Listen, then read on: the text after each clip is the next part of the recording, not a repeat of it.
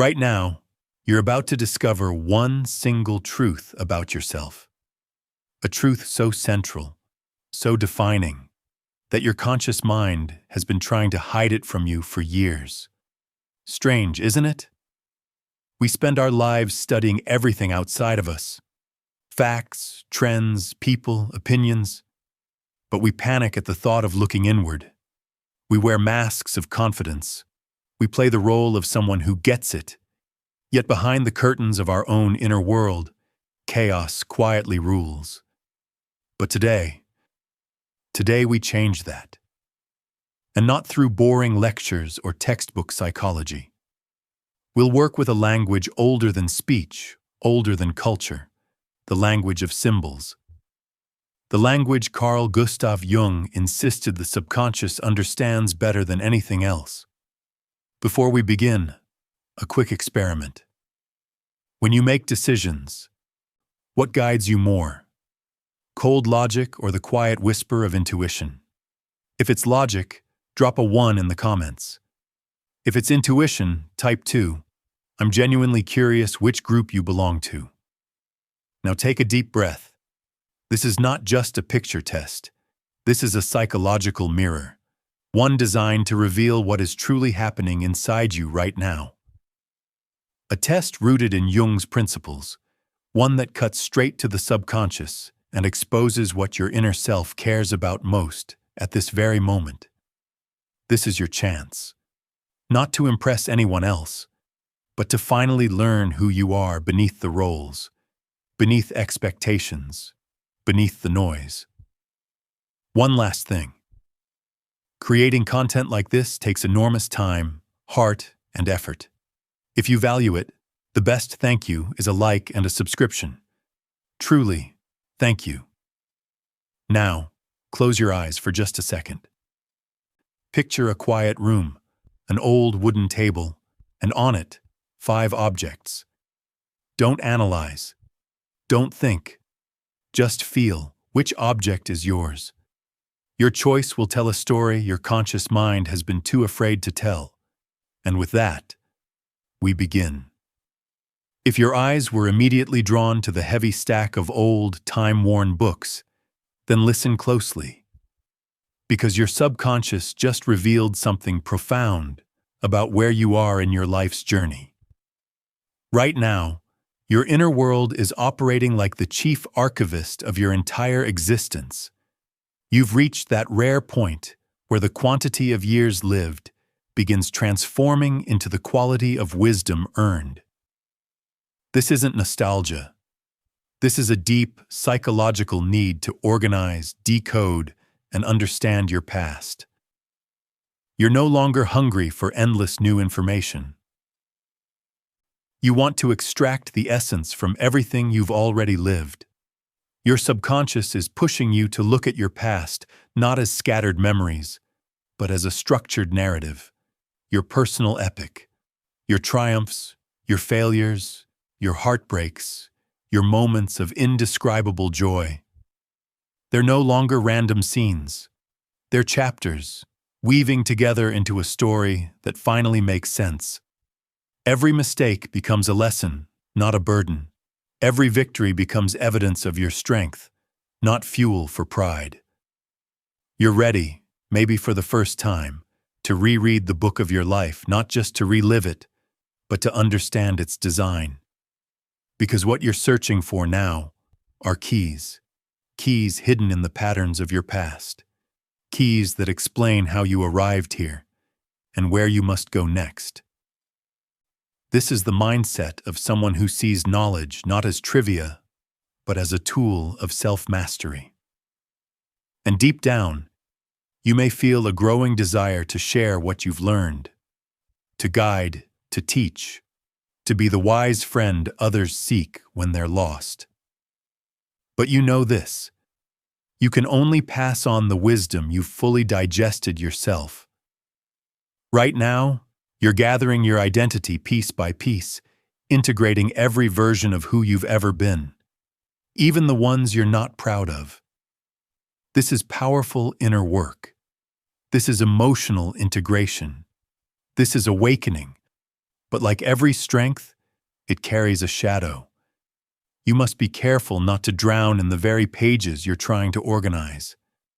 Too much analysis can turn into self-paralysis. A library can become a prison if you never step outside to write the next chapter.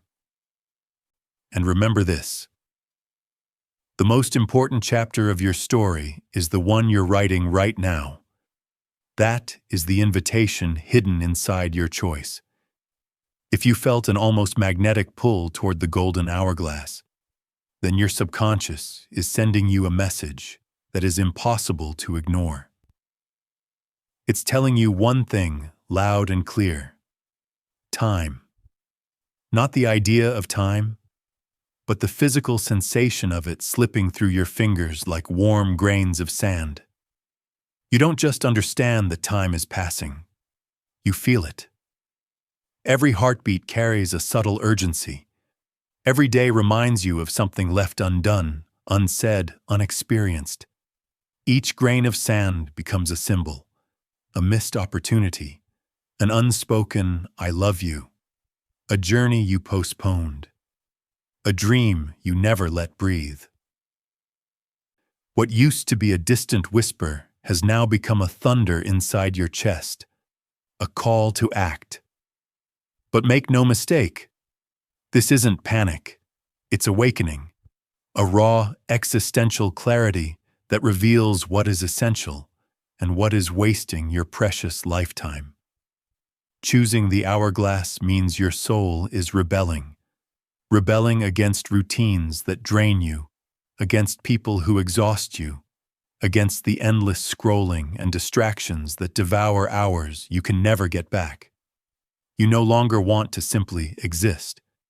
You want to live, fully, intensely, honestly.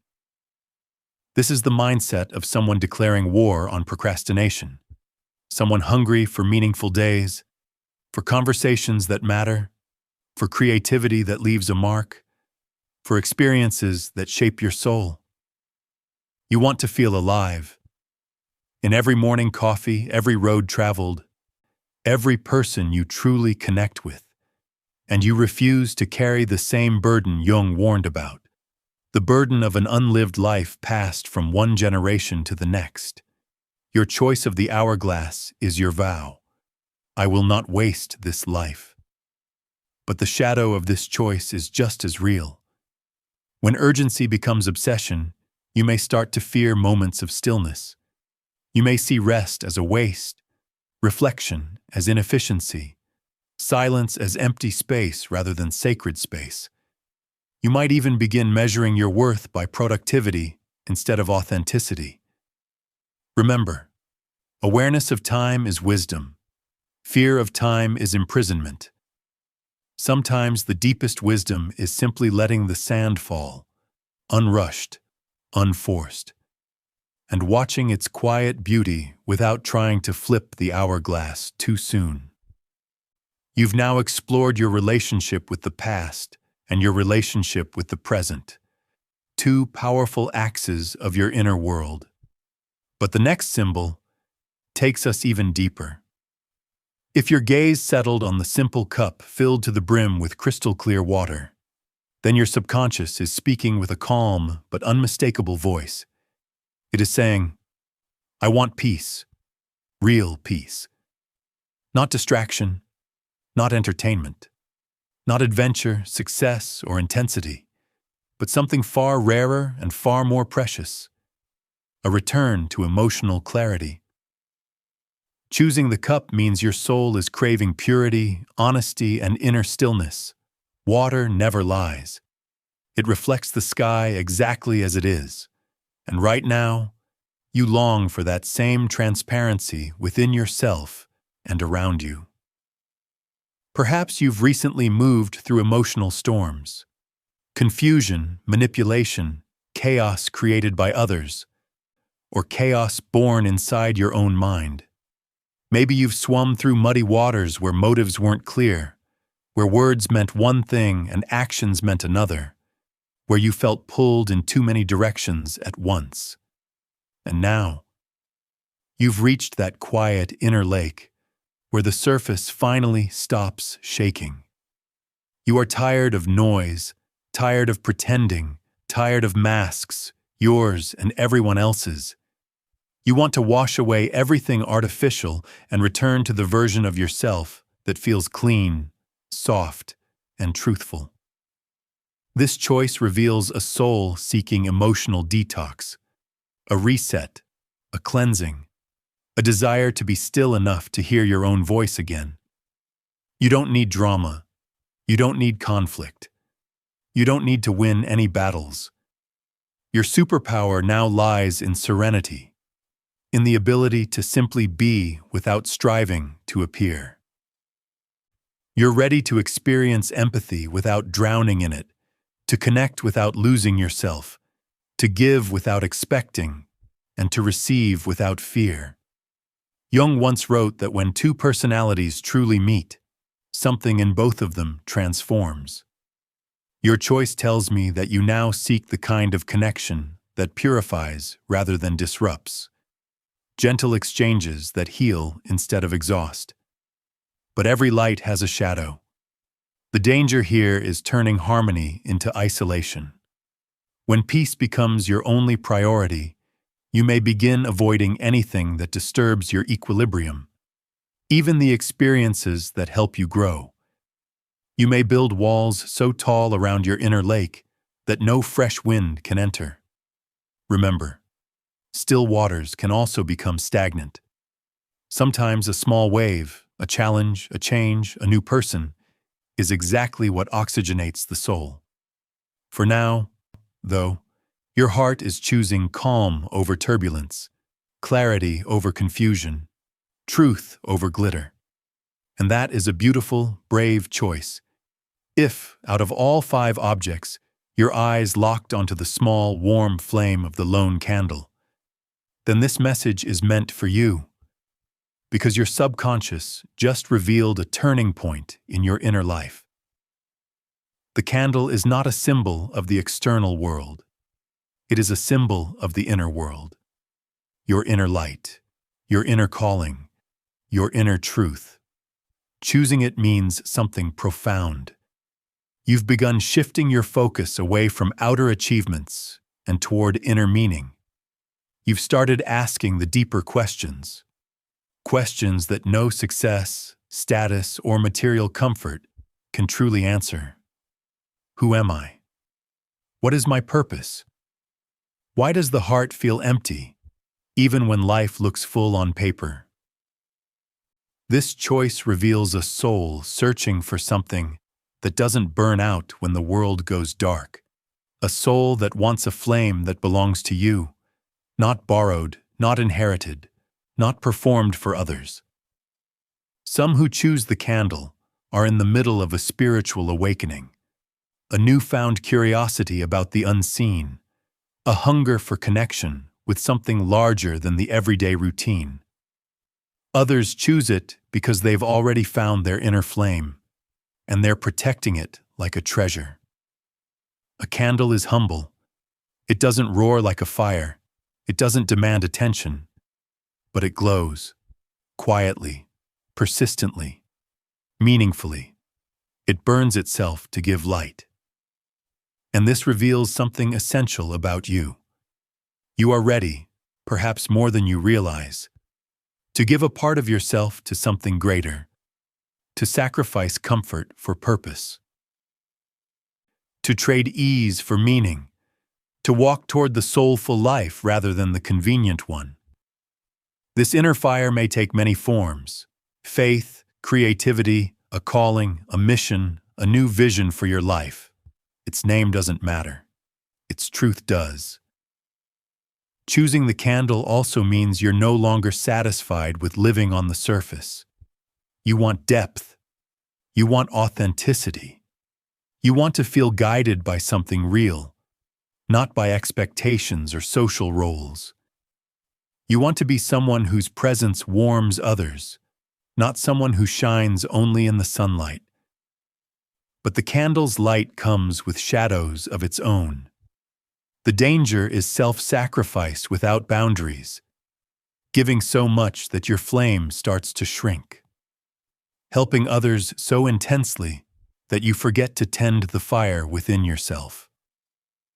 Spiritual pride is another trap, believing your path is the right one and others must follow your light. A candle should illuminate, not consume. Remember, a flame must be tended, not burned out. Yet this choice reveals a rare kind of courage. The courage to face your inner darkness without fear, and to create your own light in places where none existed before. This makes you not just a seeker, but a guide, a beacon, a silent lighthouse for yourself and others. And that brings us to the final, most mysterious symbol, the one chosen by those who feel deep down that their greatest chapter has not yet begun. And now, we arrive at the final symbol, the one that stands apart from the rest, the one chosen by the rare souls who feel, sometimes quietly, sometimes fiercely, that their story is far from over, and that something extraordinary is still waiting for them. If your choice was the antique, ornate key resting on velvet, then accept my sincere congratulations, because your subconscious has just revealed a truth that many people spend their whole lives running from. You believe in the future. You believe in possibility. And you believe, deep down, that the best chapter of your life hasn't happened yet. The key is never a promise of treasure. It's a promise of discovery. It's a door you haven't opened, a potential you haven't awakened, a version of yourself you haven't met. Yet. Choosing the key means something powerful is happening inside you right now. A part of you, despite the scars, the disappointments, the years, refuses to become cynical, refuses to settle, refuses to believe that this is it. You feel a restless spark, an unclaimed destiny, a door glowing somewhere in your life, calling your name. For some, this inner pull points toward a dramatic change, a new career path, a bold relocation, a talent that's been sleeping for decades, a relationship that shifts everything. For others, it hints at a spiritual rebirth, a breaking of old patterns, a new chapter of purpose, or a transformation of identity itself. What matters is this: you are not done becoming. You want more, not in a greedy way, but in a soulful way. You want to evolve, to expand, to surprise yourself. You want to step into the part of your story that changes everything.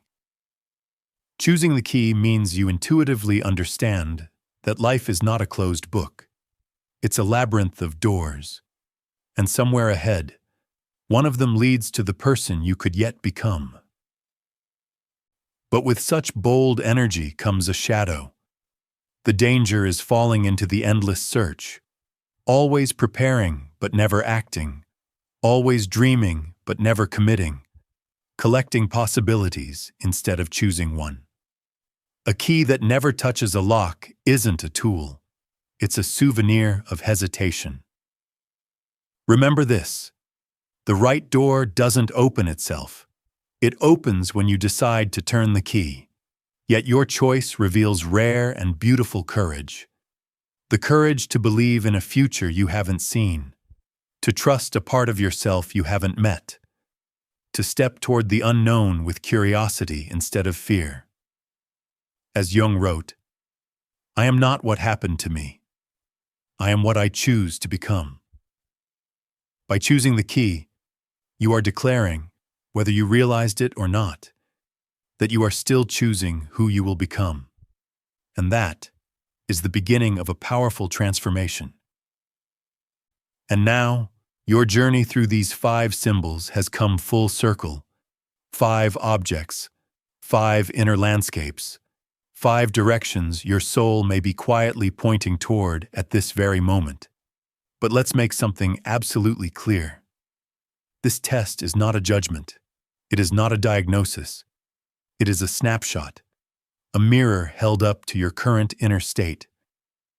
Just for a moment, think back to the instant you made your choice. Not after reasoning, not after thinking, but that first tiny spark, that first pull, that moment where your intuition whispered, "This one." What did you feel? Recognition? Curiosity? A strange sense of relief? Or maybe even resistance? Because sometimes the truth about ourselves is uncomfortable to look at. Whatever you felt in that first second, that was your subconscious speaking. Now, the most important question. Which object did you choose? And how accurate was its meaning for where you are in your life right now? I genuinely want to know. Share your choice in the comments. Tell us the feeling it gave you. Tell us whether the description resonated or challenged you. Your insight is not just valuable, it's the lifeblood of this community. Because through your answers, we can see the patterns, the collective journeys, the inner themes so many people share but rarely talk about. And if this experience spoke to you, if you felt even a moment of clarity, recognition, or awakening, make sure you're subscribed. There are many more journeys waiting for you. Deeper tests, symbolic explorations, and introspective paths that go even further inside. Thank you, truly, for spending this time with yourself and with us. Your presence here means more than you know. Until we meet again, take care of your inner world. It is the quiet compass that always knows the way.